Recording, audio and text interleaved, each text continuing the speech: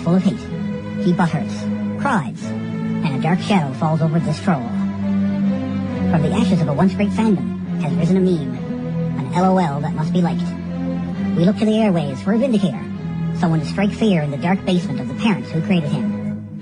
The battle between fan and Smark has begun. With a head on his shoulders stands the Smark fan, a speaker of truths, with a voice of silence, and a radio show of justice. This is Ring Rust.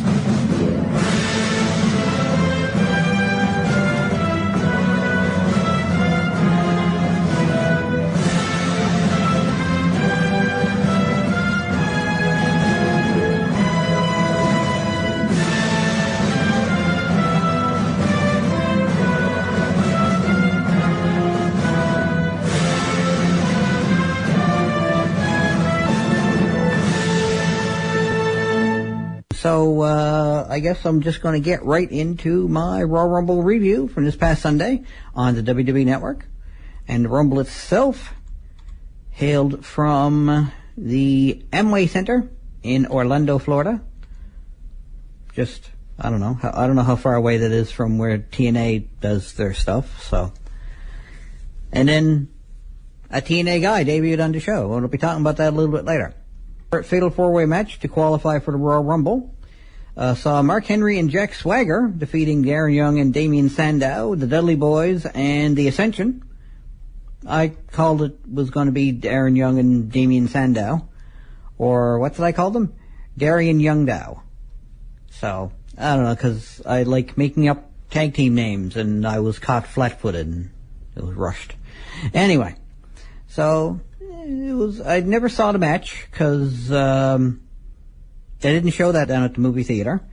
You'd think they would, though, wouldn't you? You'd actually think they would, because they showed the WWE Network on down to theater. So you'd think the pre-show would be, I don't know. Oh well. And I quote, check out the TMZ of professional wrestling news. And I quote, on Facebook, all the latest news with some attitude, new and classic wrestling videos, and so much more. Can I have your attention, please? I just received an email from the Raw general manager.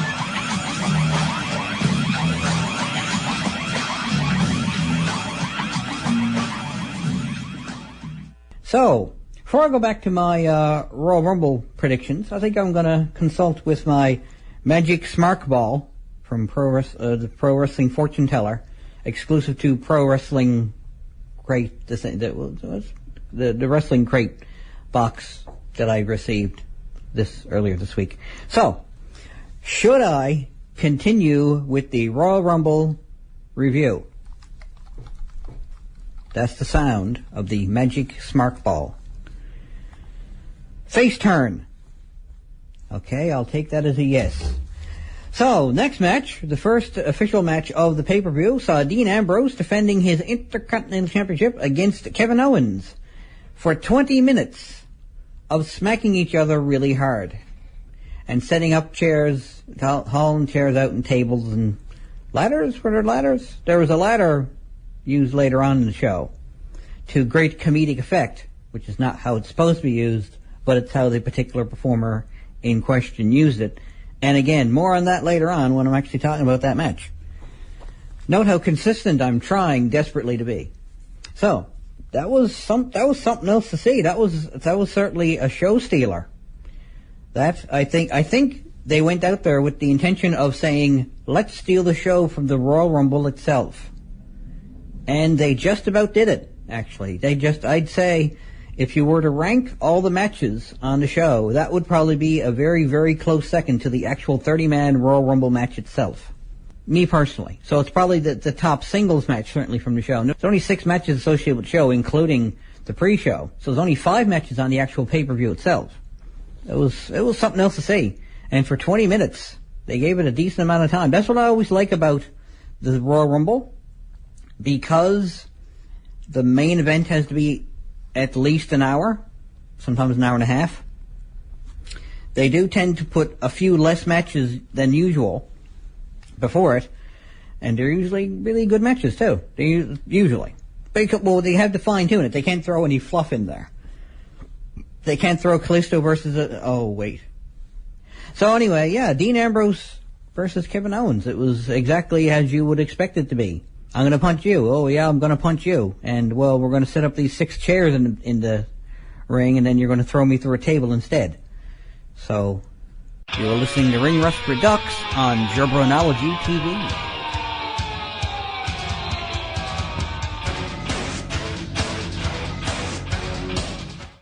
Man, that was something else, though. You should have seen it. It was Becky Lynch, the Oddities, the remaining members of the Oddities, surviving members, and the Headbangers, all coming in here moshing to that song. It was something to see. So, hang on. I'll check this before I go back to my Royal Rumble review. Referring to the Magic Smark Ball Pro Wrestling Fortune Teller, should I return to the Royal Rumble review?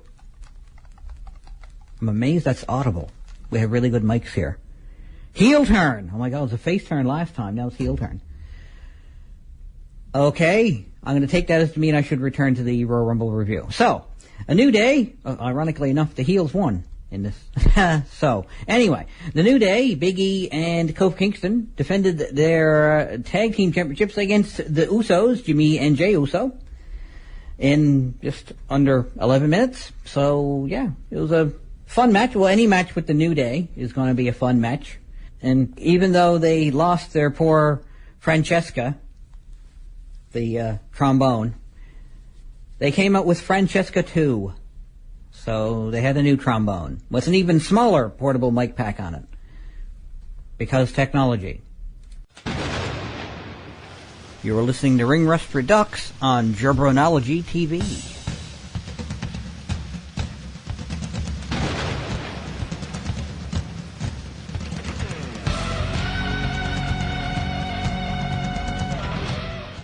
Is he saying the Reverend on top? I like the sound of that. But anyway, this is Fabio Mark Jabroni. You're listening to the... Oh, God.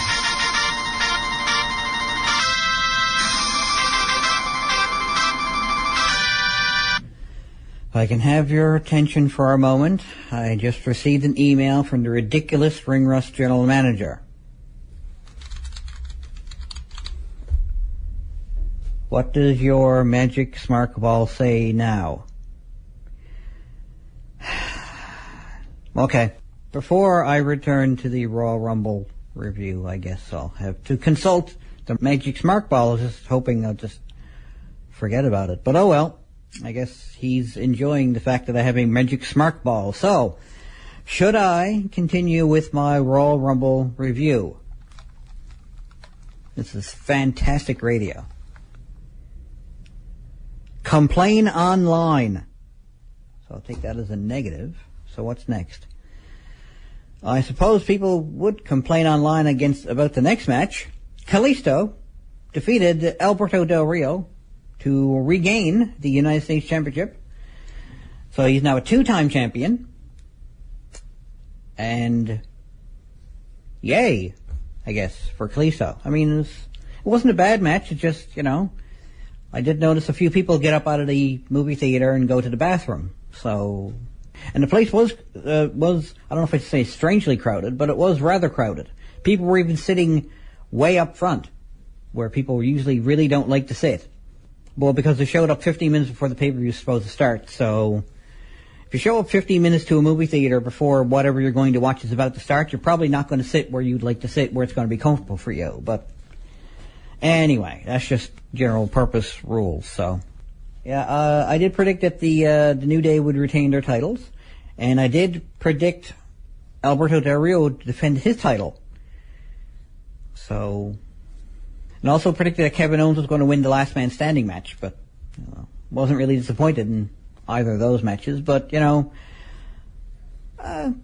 that I guess it's not that I'm not a fan of Kalisto or Alberto Del Rio. It's just I've really been watching all that much lately, so maybe if I was watching it more, I would have been a little bit more into that match. I don't know, but you were listening to Ring Rust Redux on Jabronology TV.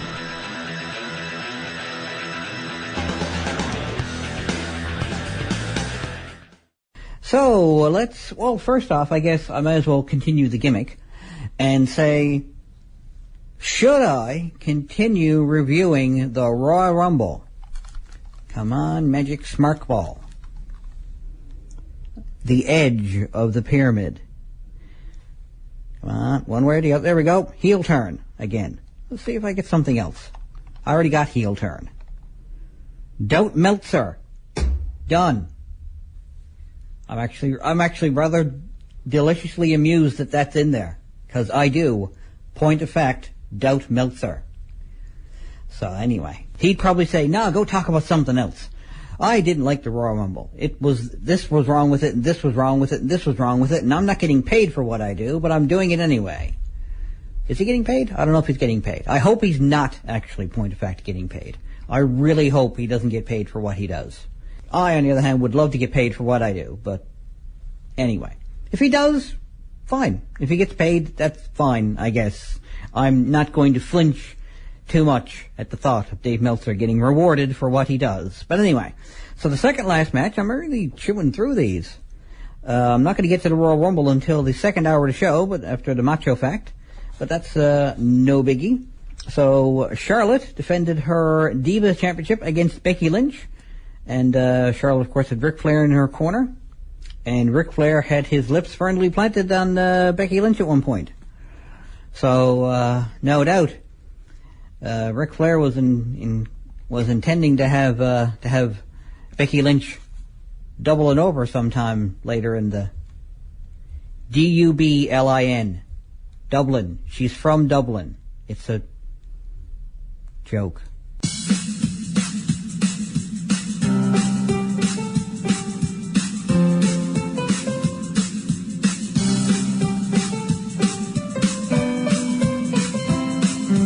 Like me on Facebook, tinyurl.com/RayRust. Follow me on Twitter @MarkJabroni. And subscribe to Jabronology TV, youtube.com/fanboymarkjabroni.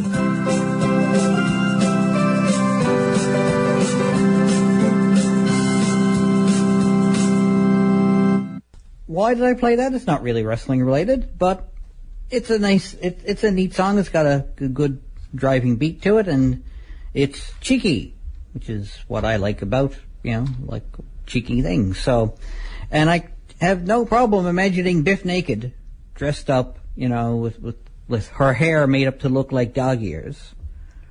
Like Angel in Rock and Roll. And then a whole other subset of nerd fans that I have listening just perked up their ears. Just a little makeup on her nose, like even just a little black upside down triangle on her nose, just to give the simulation of a dog nose. And then she's just playing in some sort of fake looking yard, just like, I don't know. Maybe it's just me.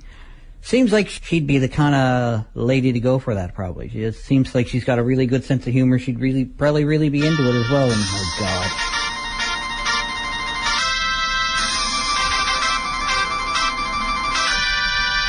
If I can have your attention, please. I just received another email from the ridiculous Ring Rust general manager. This is like the I don't think I've gotten this many in one show, I don't think. Not very often. So let's open this up.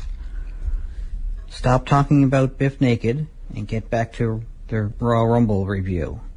And don't give away any of the surprises until you do the three-way dance-off. Okay, well, that in and of itself, I guess, is a surprise. I was going to do my top three surprises from the Royal Rumble. Not the match, the overall event.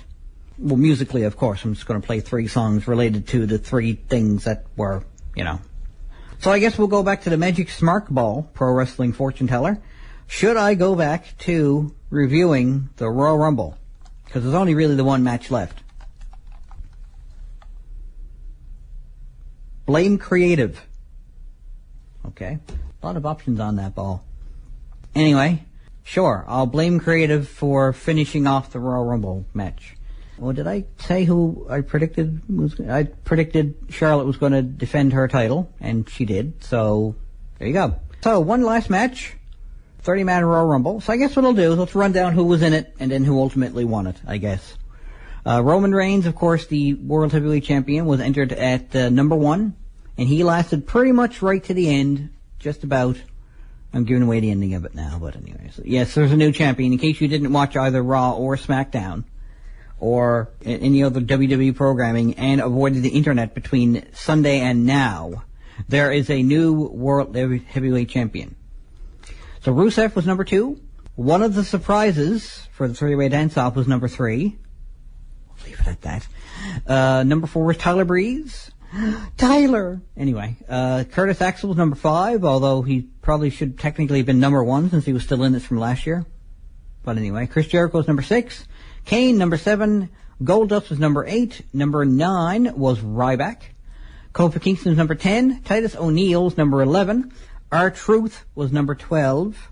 And he was the one who used the ladder. He came out for the Royal Rumble, went immediately under the ring, hauled out a ladder, shoved the ladder into the ring. Everybody else cleared out of his way. He set up the ladder, struggled like he was already exhausted to the top of it, reached up, and there was no Money in the Bank case. Because he wasn't at the Money in the Bank, he was at the Royal Rumble. So then someone tipped over the ladder, and and then on we went. So it wasn't it was a bit of that specifically was a surprise, but not the fact that he was going to do something entertaining. So Luke Harper was number 13, Stardust was number 14, Big Show was 15, Neville was 16, Braun Strowman was 17, 18 was Kevin Owens. A little surprising, I think, in that he and Dean Ambrose, number 19, were in it after being at the beginning of the show, but I guess that's why they were on first, so they'd have the maximum amount of time to rest before going out for the Royal Rumble. So, man, did Kevin Owens, and who else? Who else had a great moment with one of the 3 surprises? Who was previously in Ring of Honor? Neville? Yes, Neville, because previously he was Pac. Not X-Pac, Pac, P-A-C. And then Sami Zayn was number 20. 21 was Eric Rowan. 22 was Mark Henry. Brock Lesnar was 23. Jack Swagger was 24. Mike the Miz Mizanin was number 25. Number 26 was Alberto Del Rio, minus his U.S. title. Bray Wyatt was number 27. Number 28 was Dolph Ziggler. Number 29 was Sheamus. And number 30, man who ultimately came down to as the winner, Triple H. You know, the leader of the Authority. And here's the Authority song.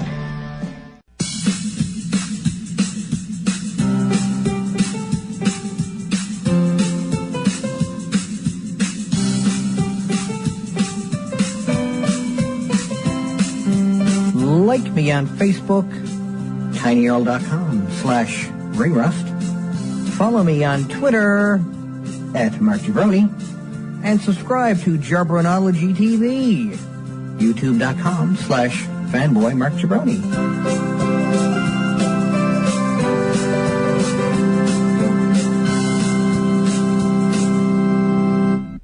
And then when he started wrestling Roman Reigns, I was like, wow, he is actually legitimately smaller than all the other people. I only saw him compared to other TNA stars, and I guess all the other TNA stars are also kind of small. They had to be, because he didn't really look noticeably larger or smaller than any of them. So that just goes to show that, you know, WWE's the land of the giants. So, or the giant wrestlers anyway. Wasn't so surprised that that Goldust came out, because he was there last year, and then it was a surprise, and then I heard that he was concentrating on being in Royal Rumbles, so... this is Fanboy Mark Jabroni. You are listening to Ring Rust on 3.5 CHMR FM. So now I got the end of my show. I'll just read off some news that I have here on the CHMR's Ring Rust Facebook page. Pop on over and give it a like if you'd care to. On Wednesday, January 27th, WWE posted a press release on WWE.com confirming that Japanese star Shinsuke Nakamura will be headed to the WWE. At the NXT tapings later Wednesday night, NXT General Manager William Regal announced that Shinsuke will make his debut at the April 1st NXT TakeOver Dallas event during WrestleMania 32 weekend. Nakamura will face Sami Zayn. And I hear also that from a fellow DJ here at CHMR who's also following NXT, I heard that Bayley will be facing Asuka. Another recent isn't really the right word. Semi-recent, I guess. well, the most recent, I guess, before Mr. Nakamura, Japanese acquisition. So we'll see how he's going to do in NXT, and maybe one of these days we'll see him in the main event of NXT at least. That's it for another show, kiddies. Check me out on Facebook, where you can keep track of all the news that's right on the mark, from around ringside to the latest concerts. See you at the shows. Later days.